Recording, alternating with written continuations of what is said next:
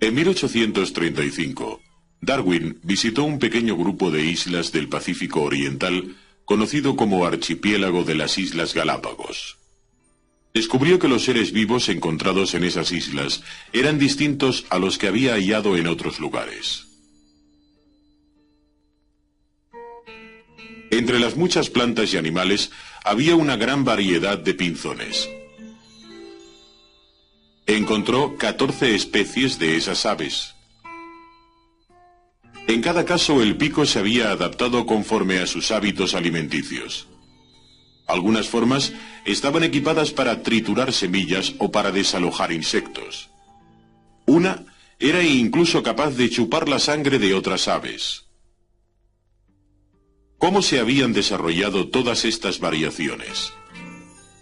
Darwin presentó luego una teoría que explicaba la aparición de formas nuevas y que se conoció como teoría de la evolución. Dicha teoría del desarrollo evolutivo está respaldada por los restos fósiles. Los fósiles, formados a lo largo de millones de años, demuestran la constante aparición de nuevas variedades. Una especie podía transformarse totalmente, incorporando muchos cambios pequeños.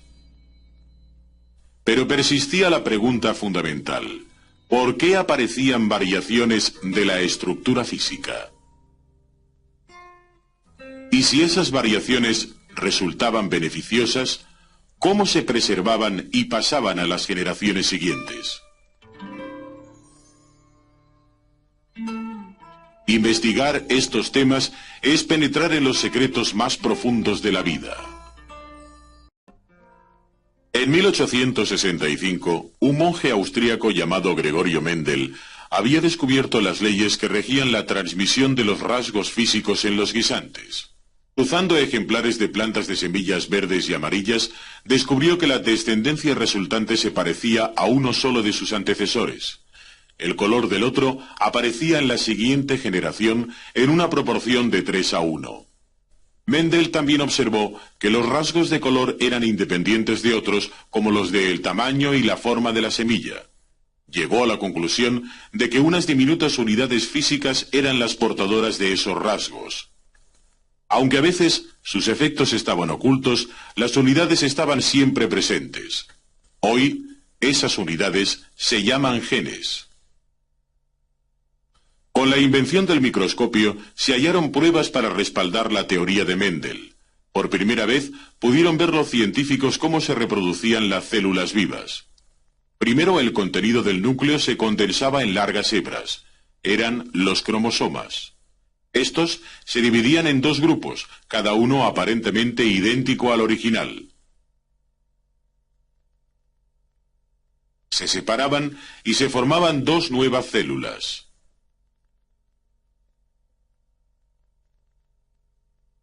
Cada célula recibía un grupo completo de cromosomas. ¿Era posible que las unidades genéticas de Mendel estuvieran en los cromosomas? Eso explicaría cómo pasaban los rasgos de una generación a otra. Pero no se alcanzaría una mejor comprensión del proceso hasta que pudieran aislarse los cromosomas de una célula para estudiarlos directamente.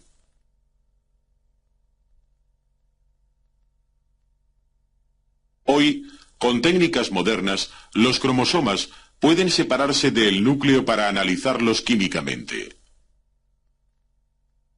Aquí, las células de un tumor de ratón se enfrían y se concentran en una centrifugadora.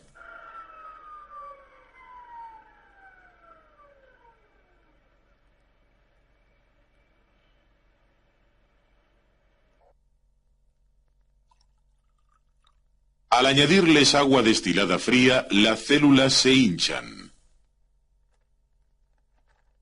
La membrana de la célula se rompe triturándola cuidadosamente en un homogenizador de cristal. Una vez rota la membrana, los núcleos quedan libres y se alejan del resto de la célula por flotación. Al volver a poner la mezcla en la centrifugadora, los núcleos giran a gran velocidad, y se depositan en el fondo de la probeta. Si se añade un detergente a la mezcla, se rompe la membrana nuclear y los cromosomas pasan a la solución.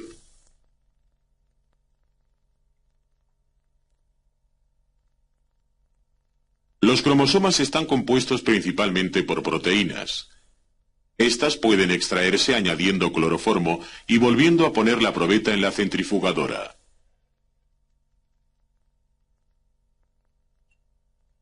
El líquido lechoso contiene las proteínas, que constituyen unas 3/4 partes de la masa de los cromosomas. El líquido claro que queda arriba se extrae para someterlo a más análisis. El paso final es añadir alcohol frío.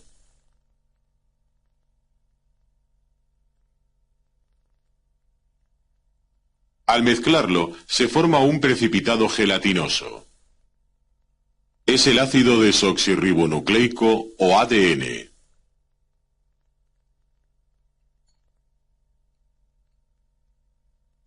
El conocimiento de esta sustancia ha revolucionado la ciencia de la biología.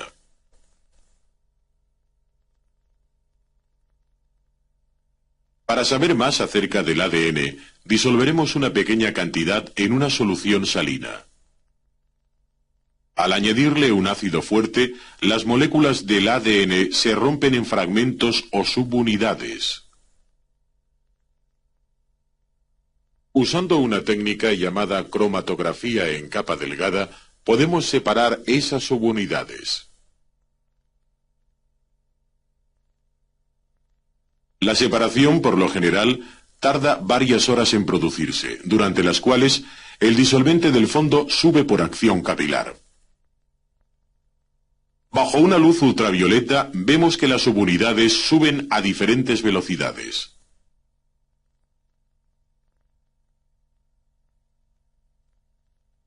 Hay solo 4 tipos de subunidades y se llaman nucleótidos. Estructuralmente, los nucleótidos son similares: un fosfato, un azúcar y 4 bases diferentes: timina, citosina, adenina y guanina. Al separar la molécula de ADN en sus subunidades químicas, se destruye su estructura natural.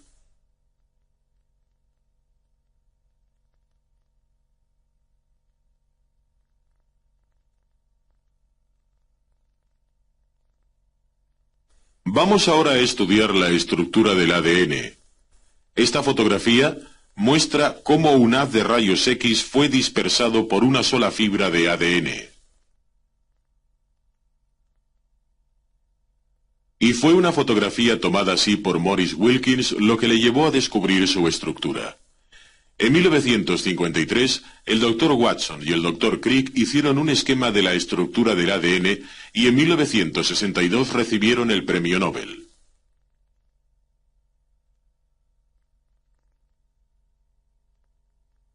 Los grupos de azúcar y fosfato forman una doble cadena a lo largo de la molécula y la disposición de los átomos se repite varios millones de veces. Uniendo las cadenas están las bases: la adenina siempre unida a la timina por 2 enlaces de hidrógeno y la guanina siempre unida a la citosina por 3.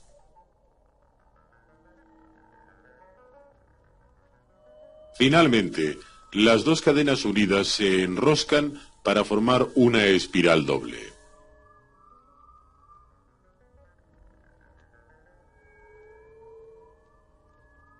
Esta es la estructura de la molécula de ADN.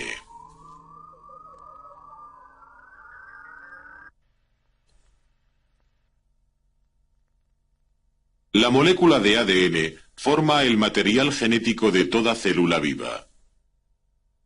Pero las células vivas están compuestas preferentemente por proteínas, largas cadenas de aminoácidos. Las células diferentes contienen diferentes proteínas. La sangre contiene proteínas muy distintas de las células musculares. Las proteínas del cabello o de la piel difieren mucho de las plumas. Cuando pensamos en todas las formas que adoptan los seres vivos, la lista de proteínas se amplía ilimitadamente.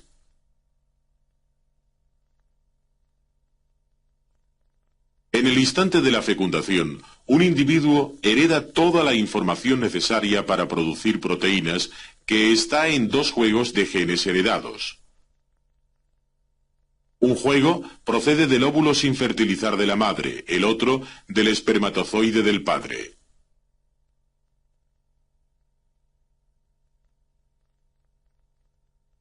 El núcleo del óvulo fertilizado es microscópico, pero contiene un juego completo de instrucciones para la producción de las proteínas que necesita el organismo.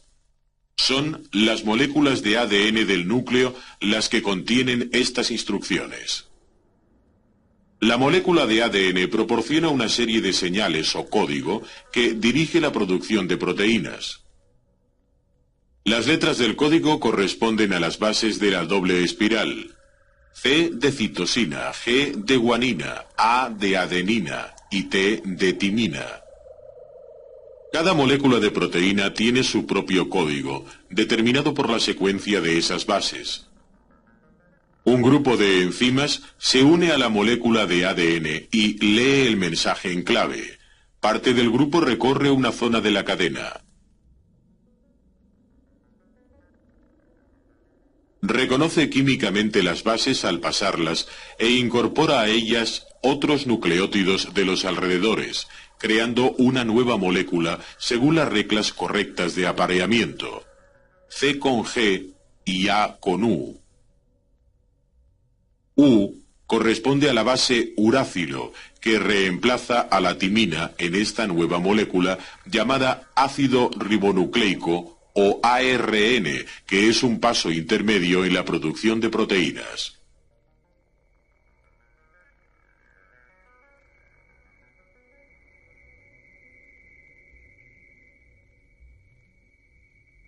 Estas nuevas moléculas reciben el nombre de ARN mensajero, porque llevan el mensaje transcrito desde el núcleo, atravesando la membrana nuclear, hasta unos orgánulos del citoplasma, que son los ribosomas. Es aquí donde en realidad se fabrican las proteínas. El ribosoma lee el mensaje del ARN en grupos de 3 letras, llamados codones. Cada codón codifica un aminoácido específico que es traído al ribosoma y unido a la proteína en formación. A medida que se van leyendo los codones a través del ribosoma, se alarga la molécula de proteína que está siendo formada. El último grupo de 3 letras del ARN mensajero contiene el código que pone fin al proceso y la molécula de proteína queda completa. Podemos decir que la síntesis de la proteína es un proceso de 2 etapas. La secuencia de las bases del ADN del núcleo se transcribe en una secuencia igual en una molécula de ARN mensajero. Esta secuencia de bases se traduce a su vez en una secuencia de aminoácidos que forma la molécula de proteína. Actualmente, el gen mendeliano se interpreta como un trozo de ADN capaz de codificar una proteína.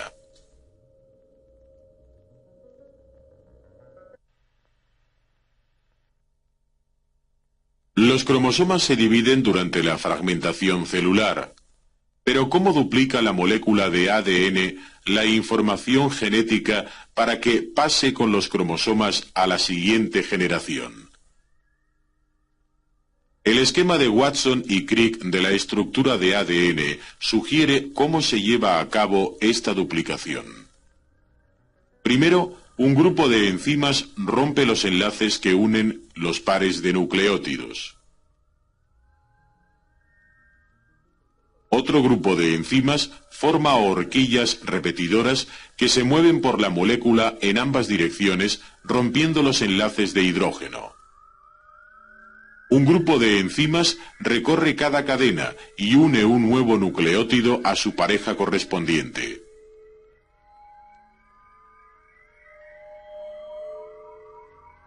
Este proceso continúa hasta que se forman 2 moléculas completas de ADN.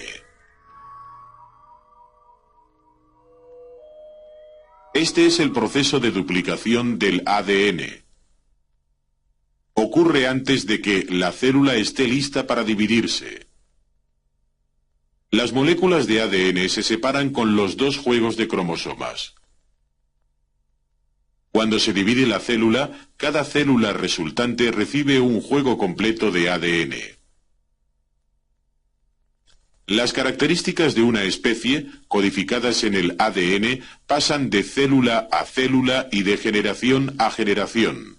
Así es posible que una especie de planta o de animal permanezca millones de años sin cambios esenciales.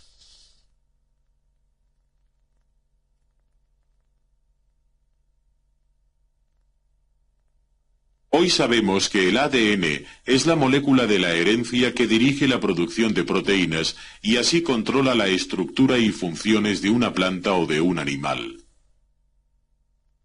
Pero ¿cómo explicamos las variaciones que ocurren? ¿Cómo explicamos la aparición de vida totalmente nueva en la faz de la Tierra? La secuencia de las bases de la molécula de ADN puede cambiarse por radiación ionizante o por la acción de ciertos agentes químicos. O puede ocurrir un error al entrar nuevas bases en el proceso de duplicación. Las enzimas recorren la molécula, reparando constantemente las roturas de una cadena o el inadecuado apareamiento de bases. Pero si falta una pareja de bases o la reparación es defectuosa, tal vez no se corrija el error.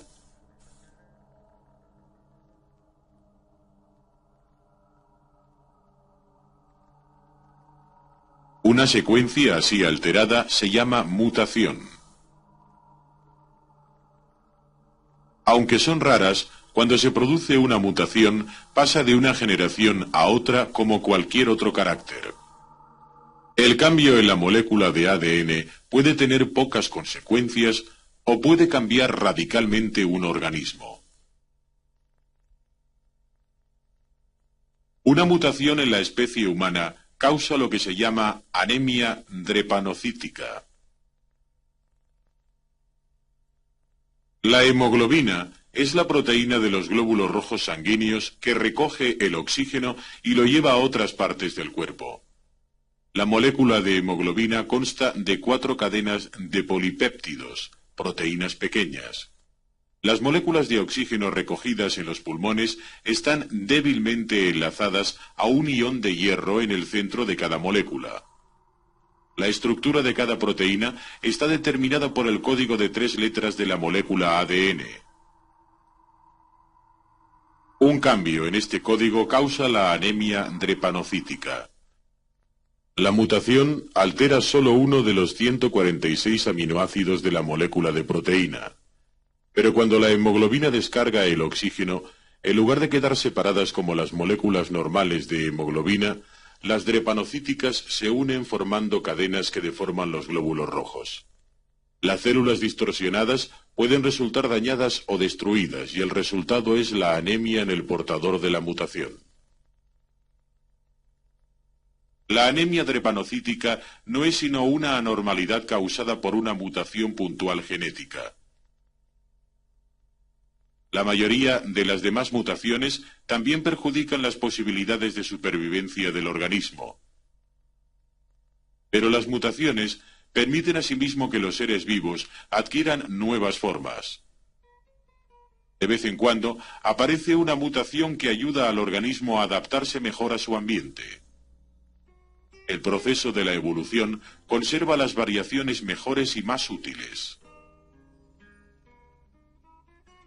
Gran número de las especies que habitan la Tierra surgieron de pequeños cambios en una molécula de ADN. La clave química de la vida.